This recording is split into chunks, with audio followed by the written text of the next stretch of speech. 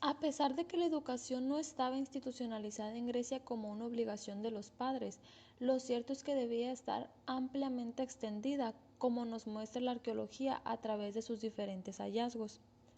Lo cierto es que nunca dejó de ser una cuestión de estatus social y económico, porque los únicos que podían completar su educación siempre fueron los ciudadanos de las clases más elevadas.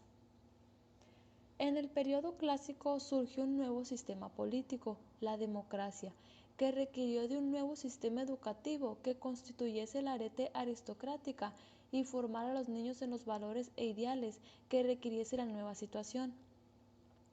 De esta forma surgió el concepto de paideia, una nueva modalidad de educación que superase la antigua formación aristocrática y se adaptara al modelo de Estado surgido en esa etapa. La educación en el periodo clásico. La educación de los jóvenes dejó de ser exclusivamente militar para concentrarse en los ámbitos intelectuales y éticos. Sabemos que en Atenas la educación no era responsabilidad del Estado, sino era competencia exclusiva de los padres, que decidían cuántos años acudían sus hijos a la escuela y qué materias cursaban allí. Y por lo que sabemos a través de la fuente lo mismo ocurría en el resto de los polis griegas, a excepción de Esparta. De esta forma, al depender de la decisión y los recursos de los padres, los hijos de los ciudadanos más adinerados podían decidir la educación más completa que la del resto de los ciudadanos. Desde el nacimiento hasta los 7 años, la formación del niño quedaba a manos de la familia, un periodo que autores como Esquilio definían como trofe o pedagogía de nutrición física, cuidado biológico y formación moral. Esa etapa se consideraba como básica, puesto que los niños se dejaban moldear por sus familiares, forjando a partir de este momento su carácter, que se convirtió en la base de toda la educación posterior. Durante los 3 primeros años de vida, los familiares y esclavos que rodeaban al niño se preocupaban principalmente de 3 aspectos: su correcta alimentación, la adquisición de una psicometricidad adecuada y un ambiente de equilibrio emocional pleno. La correcta combinación de esos factores permitía el buen desarrollo del niño. De los 3 a los 5 años, según nos cuenta Aristóteles, los niños pasaban a tener una alimentación sólida, comenzando los padres a preocuparse por el desarrollo efectivo, lúdico y moral de estos como base de su futura formación como ciudadanos. El proceso educativo daba comienzo sobre los 7 años, momento en el que aquellas familias dejaban a los niños bajo la custodia de un pedagogo. Pasaban a recibir las lecciones de un maestro en la escuela.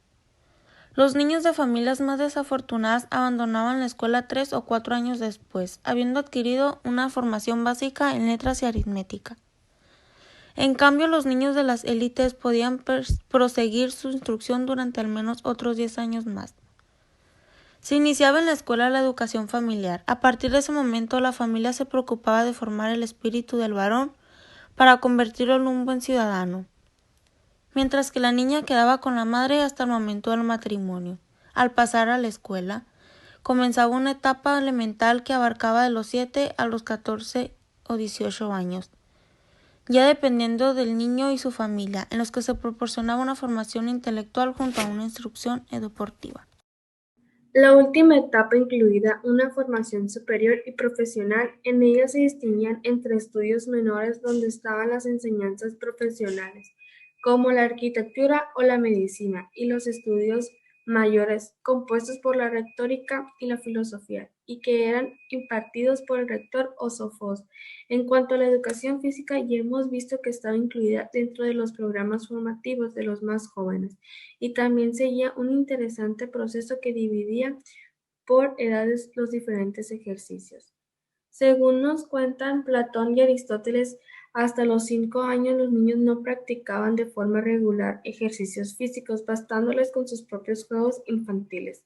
De los 5 a los 7 años debían comenzar a acudir a las palestras como espectadores, lo que les permitían adquirir las primeras nociones que los preparaban para el entrenamiento físico, regulado que comenzaba poco después. A partir de los 7 era cuando daba comienzo la educación física propiamente dicha, dividida también por etapas. De los 7 a los 14, los ejercicios eran ligeros de acuerdo a su constitución, peso y fuerza. Y a partir de los 18, tras un pequeño patrón de 3 años, se endurecían una vez que finalizaban su instrucción. Se recomendaba que el adulto prosiguiese con la práctica del ejercicio, ya que se consideraba una parte esencial.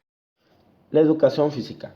La gimnasia seguía siendo, al menos a comienzos del periodo helenístico, no solo el elemento más característico, sino el más predominante en la formación de los jóvenes. Esta educación acompaña por lo general a la enseñanza desde los 7 u 8 años, tanto para los niños como para las niñas. La educación física gira en torno al espíritu competitivo, un estatus de pleno derecho en la escuela durante los siglos 3 y 2 a.C.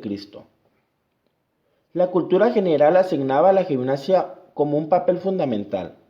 A partir de los 7 era cuando daba comienzo la educación física dividida en dos etapas. De los 7 a los 14 los ejercicios eran ligeros y de acuerdo a su constitución, peso y fuerza, después de un parón de 3 años los ejercicios se hacían más pesados. Ya que se finalizaba su instrucción, se le recomendaba al adulto seguir con su práctica, ya que se le consideraba una parte esencial de la vida del ciudadano. Con respecto a la educación de las mujeres, los diversos autores griegos se posicionaban en contra de la formación femenina, considerándola innecesaria en la mayoría de los casos. Sin embargo, Aristóteles considera que la educación de las mujeres es básica para el buen funcionamiento de una comunidad política, pero considera que no requieren de la misma formación que los hombres, ya que no estaban destinadas a desempeñar las mismas funciones. Civilizaciones del periodo clásico. Durante el periodo clásico habitaron numerosas poblaciones independientes dentro de la región maya que correspondía a la actual región del sureste, de México, Guatemala, Honduras y El Salvador. Si bien eran independientes, solían formar alianzas entre ellas, como las ciudades-estados de Uxmal, Palenque, Tikal, Calakmul, Copán, Coba y Caracol, y entre otras. La civilización maya, conformada por un grupo consolidado de varias ciudades-estados, alcanzó su época de esplendor en el siglo VI y se destacó por los importantes aportes a las culturas mesoamericanas posteriores. Los mayas se destacaron por su desarrollo en la agricultura, las técnicas en cerámica, el sistema de escritura, la elaboración de un calendario, los cálculos matemáticos y astrológicos. Además, alcanzaron un nivel de arquitectura sin precedentes.